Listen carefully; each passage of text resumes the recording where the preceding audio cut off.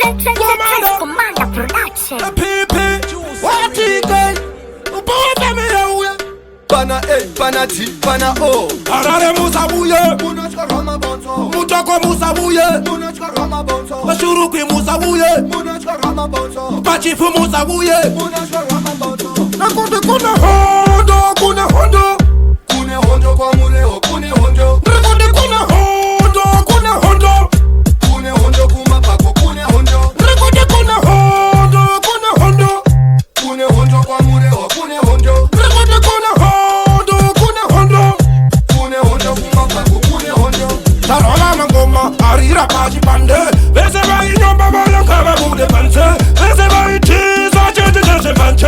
Kumara pisa pisa, anda mchanche. Mainga njiti seka pata inge chakanyarara. Zvinotaya tiri mchiki imi mchatifarira. Muchanzwa kutopisa muchashayekwe kunyarira. Inini ndonzi adova regambo vaimbira. Nakuti kuna hondo, kuna hondo.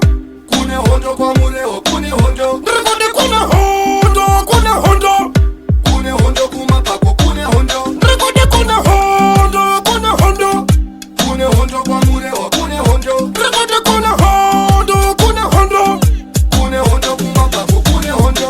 Mangoma mapati mahendere. Roba ngoma atowale mapembere. Toda kukarira mudenga kunge stiletto. Osaka uchiona tasindisa woke. Mamureo tichatonga tine tsvimbo. Imwe misambo, dodonza tambo. Uchazongonzwa ava maplats ama this and that. Manje tokusiya with the mouth. Chatele mise. Nakuti kuna hondo, kuna hondo.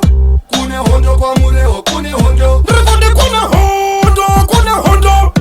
Kune hondo kumapako, kune hondo. Nakuti kuna hondo, kuna hondo. Kune hondo kwa mureo, kune hondo. Nakuti kuna hondo, kuna hondo.